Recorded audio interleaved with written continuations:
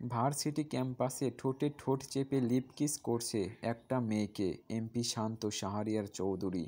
4 বছর পর প্রিয় মানুষকে অন্য ছেলের সঙ্গে দেখে রাগ সামলাতে পারেনি, যার কারণে সবার সামনে রাগে ঠোঁট চেপে কিস করছে। মায়া ছটফট করছে ছাড়ার জন্য। সবাই ফ্রিতে সিনেমা দেখছে, কেউ কেউ ভিডিও করছে। পুরো 10 মিনিট পর ছেড়ে দেয় মায়াকে। জোরে জোরে শ্বাস নিচ্ছে মায়া। 2 সেকেন্ডের মধ্যে মুখে ব্যথা লাগে। শান্ত মুখ চেপে ধরেছে। সাহস কি করে হয় অন্য ছেলের হাত ধরার? পাখা গজিয়েছে তাই না? আজ পাখা কেটে দেব আমি। কথা শেষ করে হাত শক্ত করে ধরে সবার দিকে তাকিয়ে ওয়ার্নিং দেয়। এই ঘটনা যদি কারো মোবাইলে থেকে ইন্টারনেটে ছড়িয়ে পড়ে, তাহলে তার এই দুনিয়াতে শেষ দিন হবে। Mind it. কথা শেষ করে টেনে হিঁচড়ে মায়াকে গাড়িতে তোলে। এতক্ষণ মায়া কথা বলার সুযোগ পায়। এই আপনার সমস্যা কি? সেই আবার চলে এসেছেন বিরক্ত করতে। কতবার বলছি আমি আপনাকে ভালোবাসি না, আমার সামনে আসবেন না। তাও কেন আবার এত বছর পর আমাকে বিরক্ত করতে চলে এসেছেন? আমি বুঝে গেছি জান, তোমাকে ছাড়া আমার চলবে না। এমনিতে তোমার দেওয়া কথা আমি পূরণ করেছি, তাই তো তোমাকে নিজের করে নিতে এসেছি। কিন্তু এই 4 বছরে তোমায় দেখছি শরীরে প্রচুর কারেন্ট জমে গেছে, সেইগুলো আজ বের করব। গাড়িতে ফুল স্পিড চালিয়ে নিজের বাড়িতে নিয়ে আসে। কোলে করে গাড়ি থেকে নামায়, সোজা নিয়ে যায় নিজের বেডরুমে। মায়াকে কিছু বলার সুযোগ না দিয়ে ওড়না টান মেরে ফেলে দেয়। সারা শরীরে একের পর এক চুমো দিচ্ছে শান্ত, মাঝে মাঝে কামড়। ব্যথায় কুঁকিয়ে উঠছে মায়া। হাতবন্দি, কিছু করতে পারছে না। মুখ দিয়ে কিছু বলতে গেলেই ঠোঁট চেপে ধরছে। সেই ভালোই জানে এখন কিছু করতে পারবে না। এই ছেলেটা পুরো সাইকো। 4 বছর আগেও জীবনটা সাদা কালো করে দিয়েছিল। কারো সঙ্গে কথা বলতে দিত না। একটু ছেলের পাশে ঘেঁষলেই সেই দিন তার শরীরে ব্যথা জর্জরিত হয়ে যেত। ওড়নাটা নেই, সেটা ফ্লোরে পড়ে আছে। সারা শরীর ছিপছিপে ভিজে গেছে। অনেকক্ষণ পরে শান্ত ছেড়ে দেয়। মায়ার মুখের দিকে তাকায়। সে অচঞ্চল চোখে তাকিয়ে আছে। মায়া নিজের শরীরের প্রতি ঘৃণা হয়। কত সহ্য করবে এসব? এইভাবে কতদিন বৈধভাবে ধর্ষণ করবেন? ছেড়ে দিন প্লিজ, আমাকে আমার মতো থাকতে দেন। আমার ভালোবাসাকে একদম অবৈধ বলবে না, মুখটা সেলাই করে দেব। কত সাহস তোমার? অন্য ছেলের হাত ধরেও হেসে হেসে কথা বলো। ভাগ্য ভালো মেরে ফেলেনি। নেক্সট টাইম এমন কিছু হলে বন্ধ ঘরে পড়ে থাকবে। জীবনে এই দুনিয়ার আলো বাতাস দেখতে পারবে না। You know what? তুমি তো জানো আমি তোমাকে কতটা ভালোবাসি। You know only mine. কেউ চোখ তুললেই তার চোখ উপড়ে নেব।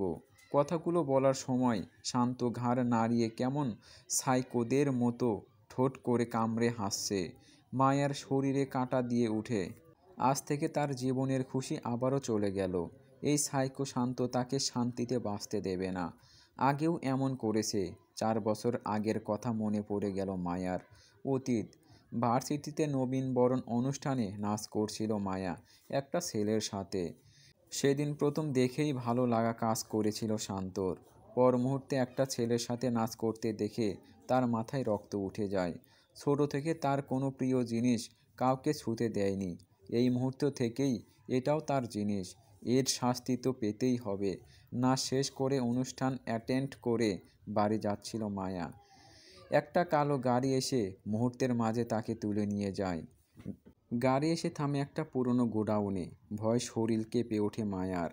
তার মাঝে পিছন থেকে গম্ভীর স্বরে কেউ বলে ওঠে, স্নোফল। সর্বঙ্গ কেঁপে উঠল মায়ার। এটা কি নাম? কেমন হিমশীতল কণ্ঠ। স্নোফল, তুমি কাজটা একদম ঠিক করনি। তার শাস্তি তো পেতেই হবে। আমার ডিকশনারিতে যে ক্ষমা ওয়ার্ডটা নেই। কথা শেষ করে মায়াকে কাঁধে তুলে নিয়ে যায় সে। মায়া ছটফট করে চিল্লায়। শান্তর কোনো ভাবান্তর নেই। একটা রুমে এসে মায়া অবাক হয়ে যায়। চেয়ারের সাথে বেঁধে রাখা হয়েছে তার সাথে ডুয়েট নাচ করা কলেজের সিনিয়র ভাইয়া ইমাদকে। তোমার শাস্তি পড়ে, আগে এর প্রাপ্য শাস্তিটা দিয়ে দেই। শান্ত মায়াকে একটা চেয়ারে বসিয়ে অন্য একটা রুমে যায়। হাতে করে কিছু বক্স নিয়ে আসে।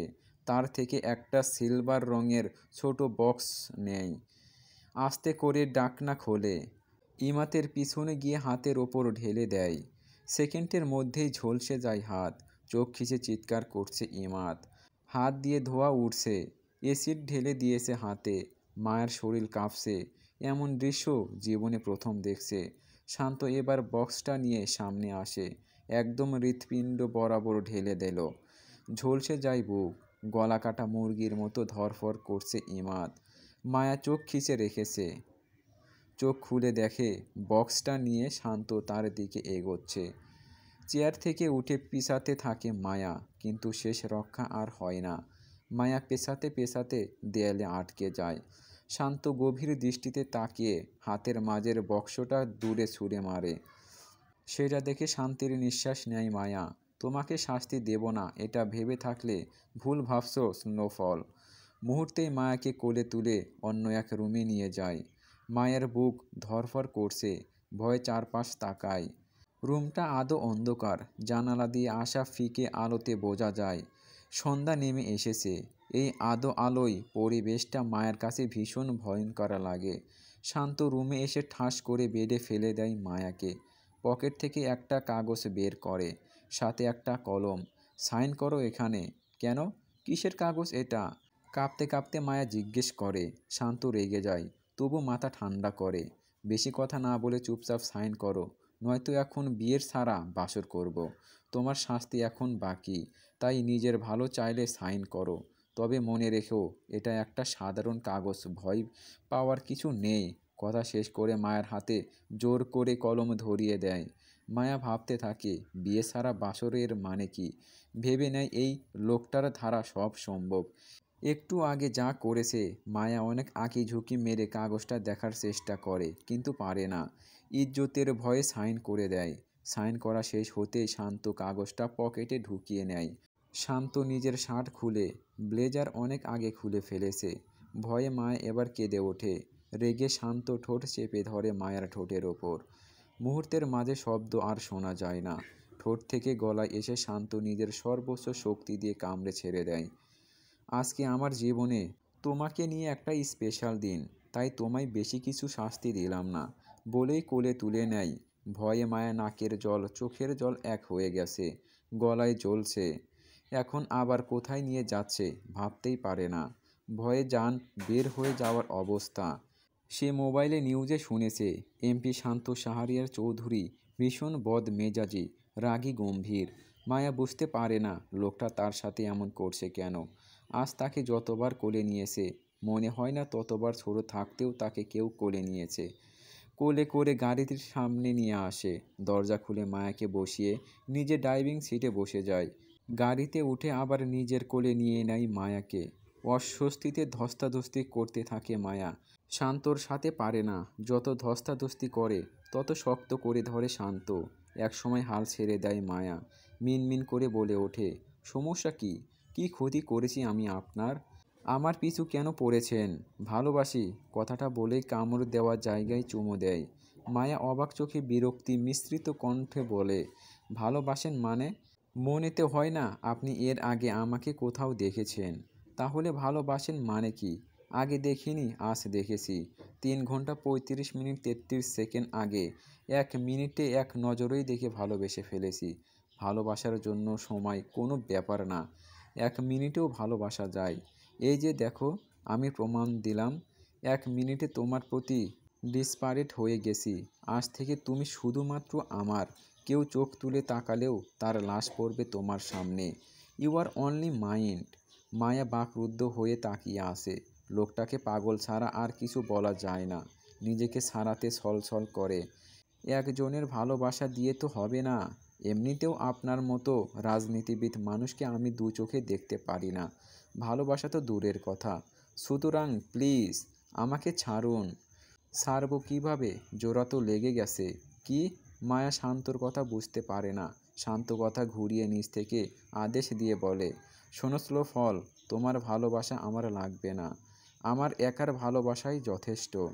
আজ থেকে কলেজে বোরকা পরে যাবে। আজকেই লাস্ট, আর কোনোদিন কলেজে কোনো অনুষ্ঠানে যেন অংশ নিতে না দেখি। যেদিন দেখব সেদিন তোমার সাথে কি হবে তোমার কল্পনার বাইরে। আমার জীবন, আমি যা ইচ্ছা তাই করব। আপনি কে সেটা বলে দেওয়ার? মায়া প্রতিবাদ করতেই গাড়ির ব্রেক চেপে ধরে শান্ত। গাড়ি থেমে যায়। তার দৃষ্টি তীব্রতা যেন ছুরি হয়ে মায়ার চোখ ভেদ করে। ভয়ে চোখ নামিয়ে ফেলে মায়া। আজ থেকে তোমার জীবন তোমার থাকবে না, সব আমার অধীনে। তোমার ইচ্ছা বলেও কিছু নেই। উল্টাপাল্টা কিছু করলে তুলে নিয়ে যাব। আর কোনোদিনও এই দুনিয়ার আলো দেখবে না, কেবল আমাকে দেখবে। যা বলছি মন দিয়ে শুনে মনে রাখবে। বরফের মতো ঠান্ডা হয়ে যায়। হুমকিটা দিয়ে গাড়ি আবার স্টার্ট দেয়। সোজা এসে থামে মায়ের বাড়ির সামনে। শান্ত লোক দিয়ে আগে থেকেই সব খোঁজ খবর নিয়ে রেখেছে। গাড়ির গ্লাস নামিয়ে সামনে তাকায়। 2 তলা বিশিষ্ট একটা মাঝারি সাইজের বাড়ি। একবার পাশে বসা মায়ের দিকে তাকায়। ভয়ে গুটিয়ে আসে। অন্ধকার হয়ে গেছে আস্তে আস্তে। হয়তো ভয়ে আসে বাসায় কি বলবে। শান্ত রাগটা এক পাশে রেখে কপালে একটা চুমু দিয়ে বলে, টেনশনের কিছু নেই। তোমার বান্ধবী ইমা কল করে বলেছে তুমি অনুষ্ঠান শেষে তাদের বাড়ি গিয়েছিলে। ওর মা অসুস্থ, তাই আসতে একটু লেট হবে বলেছে। সুতরাং টেনশন ফ্রি হয়ে বাসায় যাও। সাথে আমার কথাগুলোও মগজে রাখিও। ইমা বলেছে শুনে স্বস্তির নিঃশ্বাস ফেলে মায়া। তার মানে লোকটা তার সব ডিটেলস জেনে নিয়েছে। তাড়াহুড়ো করে গাড়ি থেকে নেমে যায়। মনে মনে শপথ করে 1 মাস সে কলেজে যাবে না, বাড়ি থেকে সহজে বের হবে না। তাতে হয়তো এই লোকটা তাকে ভুলে যাবে। মায়া গাড়ি থেকে নেমে নিঃশব্দে হেঁটে চলে যায়। পেছন থেকে এক দৃষ্টিতে শান্ত তাকিয়ে থাকে। পকেট থেকে কাগজটা নিয়ে নিজেও একটা সাইন করে নেয়। 3 দিন পর। 3 দিন হয়ে গেছে মায়া কলেজে যায় না। মা কিছু জিজ্ঞাসা করলে অসুস্থ নানা বাহানা দেয়। অন্যদিকে শান্ত ফুল স্পিডে গড়িয়ে মেয়েদের বাড়ি আসে। মায়াকে দেখতে না পেরে শান্ত প্রায় পাগল। প্রতিদিন গাড়ি নিয়ে কলেজের সামনে দাঁড়িয়ে থাকে। সর্বশেষ হতাশ হয়। কাঙ্ক্ষিত মানুষটা আর আসে না। আজকে শান্ত আর সহ্য করতে পারে না। যা হবে আজই হবে। সে এই মেয়েকে মাথায় তুলে আছাড় মারবে আজকে। সে বুঝেছে এই মেয়ে ইচ্ছা করে আসছে না। হঠাৎ গাড়ির এমন জোরে সাউন্ড মায়া কৌতূহল হয়ে বাইরে তাকায়। কলিজা লাফিয়ে ওঠে। হাতে চাবি নিয়ে রাগী মুডে এগিয়ে আসছে শান্ত। হাতে থাকা লুডুসের বাটিটা ফেলে দৌড় মারে কিচেনের দিকে। আম্মু, তোমাকে আমি পরে সব কিছু বলবো। আমাকে বাঁচাও। এখন যেই লোকটা আসবে বাড়িতে তাকে বলবে আমি 2 দিন ধরে অসুস্থ ছিলাম। প্লিজ একটু মিথ্যে নাটক করো। আমি তোমাকে সব পরে বলবো। কথাটা বলে মায়া উপরে নিজের রুমে চলে যায়। তাড়াতাড়ি এসি বন্ধ করে ব্ল্যাঙ্কেট জড়িয়ে নেয় শরীরে। এত গরমের মাঝেও সে মোবাইলে দেখেছে এমপি মানে খুব খারাপ। এমপি মানে চোর ডাকাত। তাদের মানুষ খুন করতেও হাত কাঁপে না। সেদিন নিজের চোখেই দেখেছে তাদের জীবনের কোনো নিশ্চয়তা নেই। এই কারণে সে কখনো এই অশান্তকে মেনে নিতে পারবে না। সেই দিনের সিনিয়র ভাইটার কথা ভাবলেই এখনও শরীরে কাঁটা লাগে। মায়া, মায়া, কোথায় তুমি? 1 সেকেন্ডের মাঝে আমার সামনে এসে দাঁড়াও। কিচেনে বিস্ময়ে দাঁড়িয়েছিলেন রীতা বেগম। মেয়ের কথা সে বোঝেনি। ড্রয়িং রুম থেকে এমন চিৎকারে দ্রুত হাতে থাকা খুন্তি ফেলে দেয়। ড্রয়িং রুমে এসে এমপি শান্ত শাহরিয়ার চৌধুরীকে দেখে অবাক হয়ে যায়। কিছু মাস আগে এমপি পদে বিপুল ভোটে জয়লাভ করেছে। এই লোকের সাথে তার মেয়ের কী সম্পর্ক থাকতে পারে? দেখে বোঝা যাচ্ছে অনেক রেগে আছে। এতক্ষণে মায়ার কথাগুলো বুঝতে পারে। ভেবে নেয় মায়ার থেকে পরে সব জেনে নেবে। তাড়াতাড়ি করে মায়ার শেখানো বুলিগুলো বলে ওঠে। মায়া অসুস্থ 3 দিন ধরে। কিন্তু তোমার সাথে ওর কাজ কি? তুমি তো এমপি শাহরিয়ার চৌধুরী, তাই না? শান্তর কানে শেষের কথাগুলো যায় কিনা জানে না। বারবার কানের কাছে বাজছে মায়া অসুস্থ। রিকা বেগমকে আর কিছু বলার সুযোগ না দিয়ে দৌড়ে উপরে উঠে যায়। সিরিয়াল বাই রুম বেশি না, 6টা। ভালো করে তাকাতেই দেখে সব রুমের দরজা বন্ধ। কিন্তু একটা দরজা বোলানো। যখন তখন ডিস্টার্ব করবেন না। রুমে আসার আগে জোরে চিল্লাবেন না। আমার ইঁদুরের প্রাণ যখন তখন হার্ট অ্যাটাক করে ফেলতে পারি। লেখাটা দেখে শান্ত বুঝে যায় এটা তার বাদরের রুম। শান্ত আস্ত করে দরজাটা খুলে পিছনে রীতা বেগম। দরজা খুলে চারদিক তাকিয়ে অবাক হয়ে যায়। ঘরের চারপাশ চিপস, চকলেট, আচারের প্যাকেট। রুমের অবস্থা দেখে রীতার লজ্জা লাগে। কাজের কারণে মায়ার রুমে সকালে আসেনি। সেই সুযোগে মেয়ে তার ঘরটাকে চিড়িয়াখানা বানিয়ে দিয়েছে।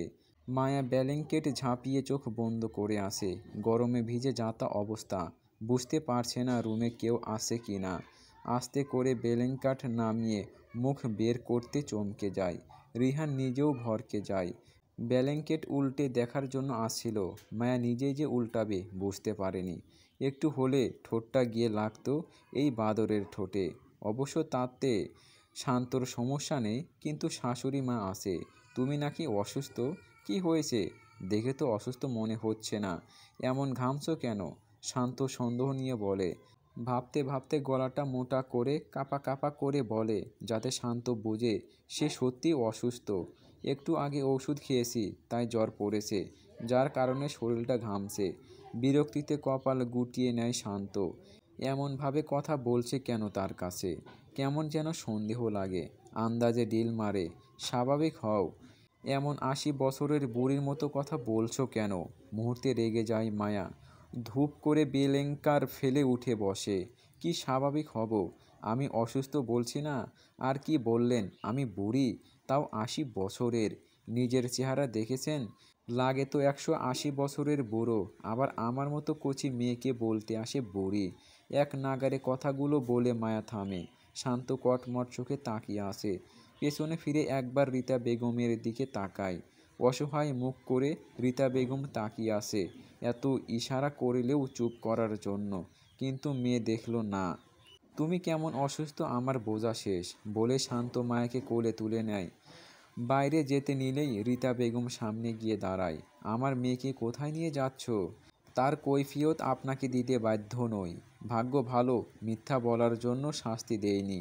সরেন, বলে শান্ত সাইড কাটিয়ে চলে যেতে নিলেই রীতা বলে ওঠে, আমার মেয়ে কোনো রাস্তার মেয়ে না যে এইভাবে মায়ের সামনে ঘর থেকে তুলে নিয়ে যাবে। ভ্রু কুঁচকে পিছনে ফিরে তাকায় শান্ত। কথাটা গায়ে লেগেছে। আমি কি বলছি মায়া রাস্তার মেয়ে? তোমার কাজে সেটাই প্রমাণ পায়। রাস্তার মেয়েদের এইভাবে তুলে নিয়ে যায়। আমরা এখনো বেঁচে আছি, কিভাবে তুমি আমার সামনে আমার মেয়েকে তুলে নিয়ে যাও? শান্ত হাত মুঠো করে রাগ সামলায়। মায়াকে আবারও বেডে রেখে রীতার সামনে এসে দাঁড়ায়। ঠিক আছে, সম্মান দিয়ে নামিয়ে নিয়ে যাব, জাস্ট ওয়েট।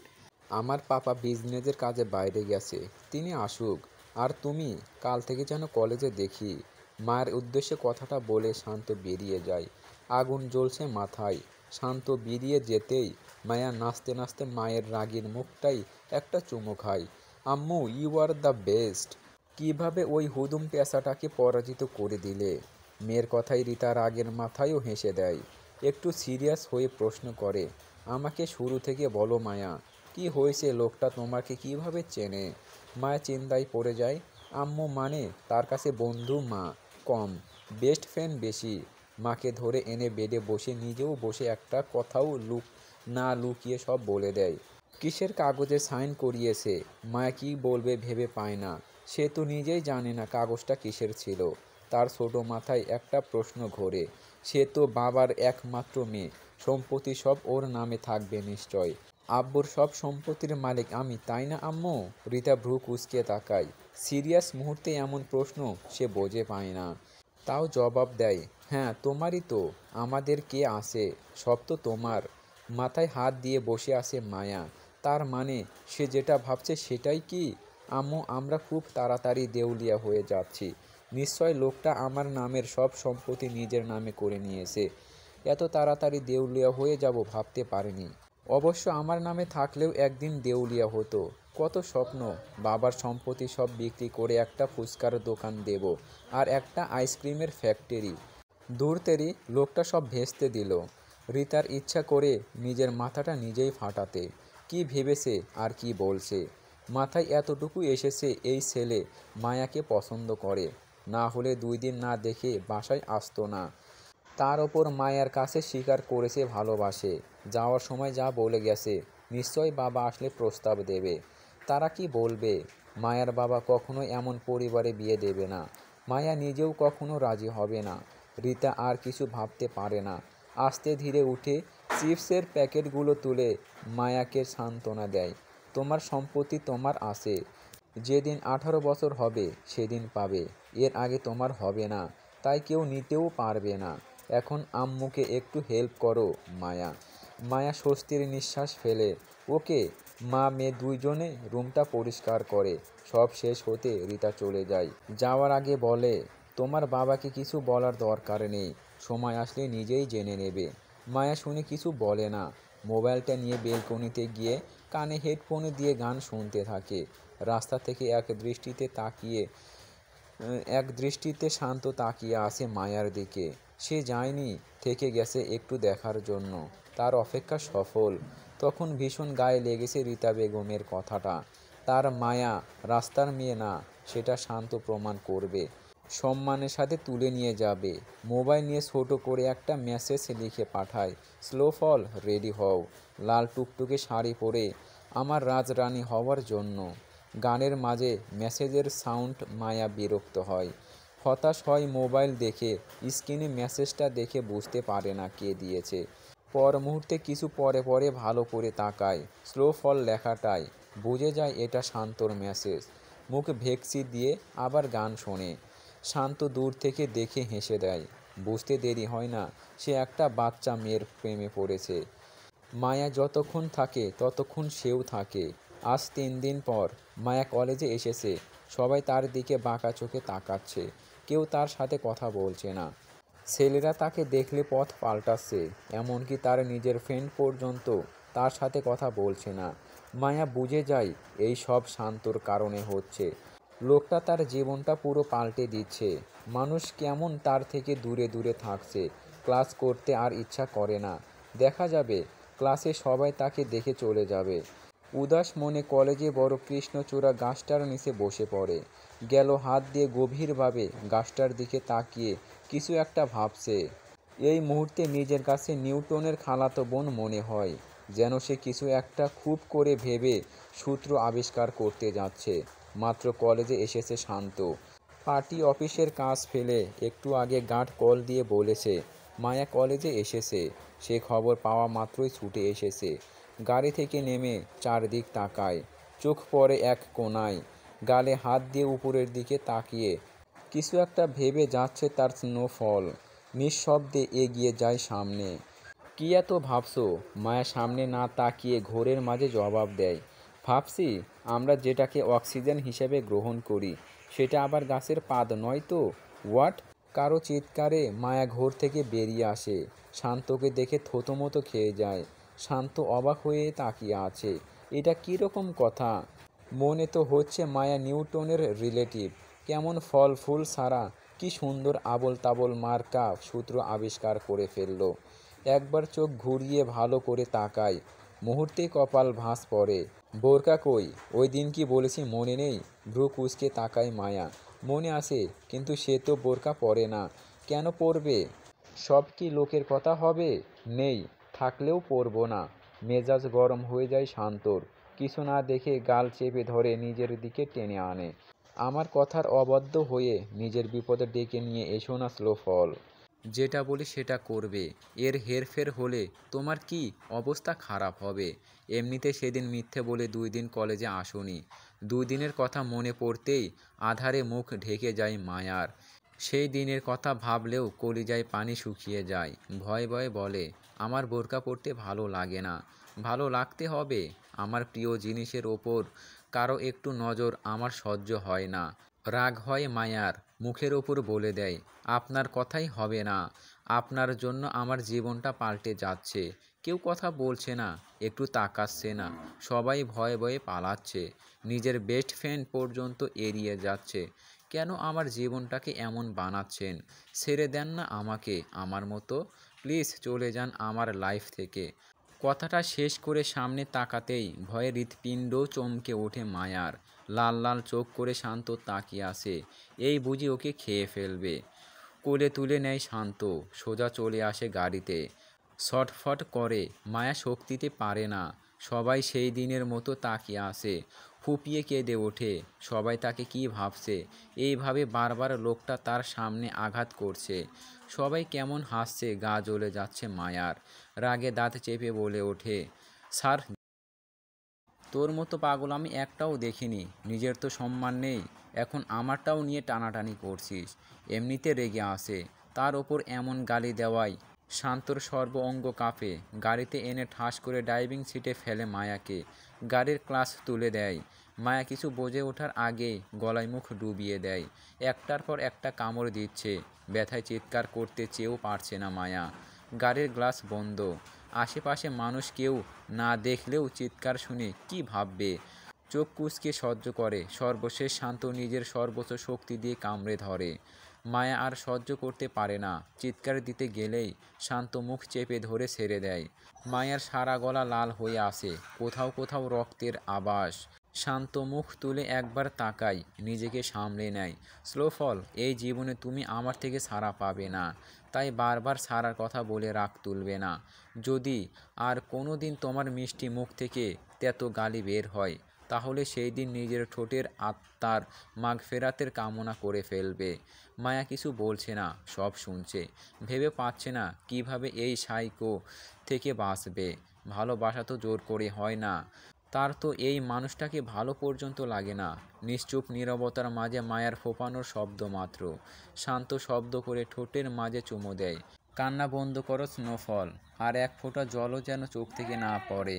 এগুলো করে আমার থেকে বাঁচতে পারবে না। আমার সাথে থাকতে হবে সারা জীবন। আমার কথা শুনে চললে ভালো, না শুনলে আমার স্টাইল শোনাবে। তাও আমার মন মজিন হয়ে আমার সাথে থাকতে হবে। আজ থেকে কলেজে বোরকা হিজাব পরে আসবে। যদি থ্রি পিস টপস কিছু পরে আসো, যে যে অঙ্গ দেখা যাবে সেখানে সেখানে ক্ষত বানিয়ে ছাড়বো। সো নিজেকে বাঁচাতে চাইলে বোরকা পরে সব ডাকবে। বোরকা পরলে আন্টি আন্টি লাগে। কান্নার মাঝে মায়া বলে ওঠে। শান্ত চোখ আড়াআড়ি করে তাকায়। এটা কি বলে বোঝাতে চেয়েছে? স্লোফল, তুমি কি সুন্দর দেখানোর জন্য কলেজে আসছো? চমকে ওঠে মায়া। সে কি এটা বোঝাতে চেয়েছে? এটাই তো বোঝাতে চেয়েছে তার ভালো লাগে না, কেমন যেন আন্টি লাগে, তাই বলেছে। যদি সুন্দর দেখাতে কলেজে আসো, তাহলে লেখাপড়ার দরকার নেই।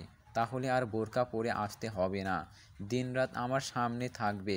চাইলে কাপড়বিহীনও থাকতে পারো। ঠোঁট কামড়ে কথাটা বলে গাড়ি স্টার্ট দেয়। মায়া তাড়াতাড়ি করে বলে ওঠে, কোথায় নিয়ে যাচ্ছেন? আমি পরবো বোরকা প্লিজ।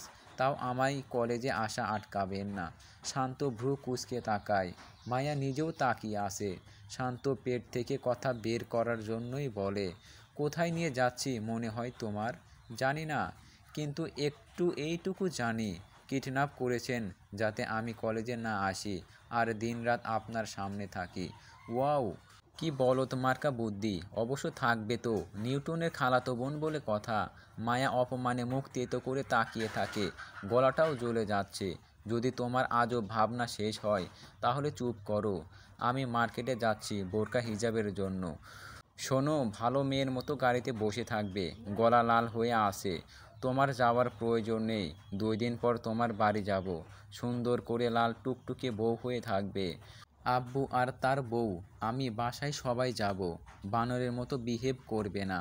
ওদের সাথে সুন্দর করে কথা বলবে, সালাম দেবে। মায়া শুনছে কিন্তু জবাব দিচ্ছে না।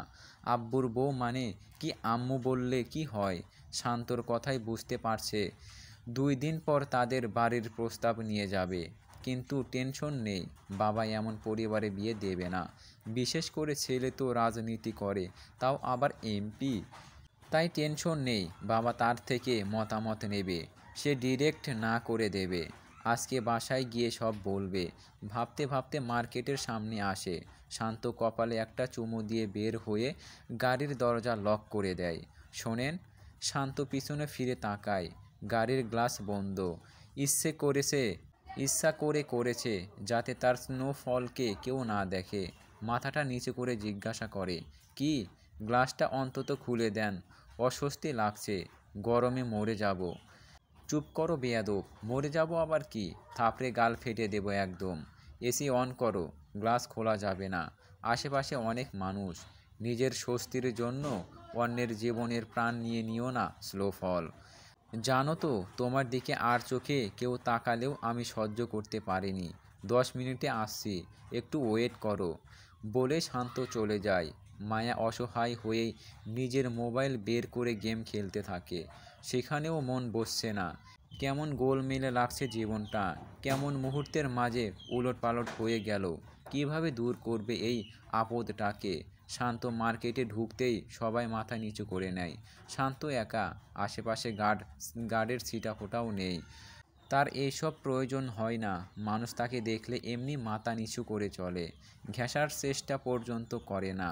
কারণ একটাই, সবাই তার রাগ সম্পর্কে খুব ভালো করে জানে। নিজের পছন্দ মতো একটা দোকানে ঢুকে যায় শান্ত। এই দোকানের বেস্ট বোরকা আর হিজাব যা আছে সব দেখাও।